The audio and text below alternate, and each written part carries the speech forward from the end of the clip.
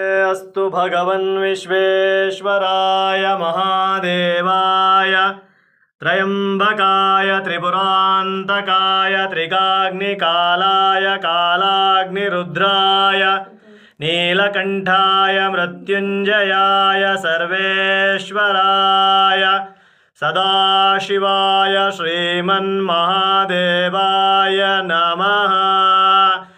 ॐ तत्पुरुषाय विद्महे महादेवाय धीमहि तन्नो रुद्र प्रचोदयात्।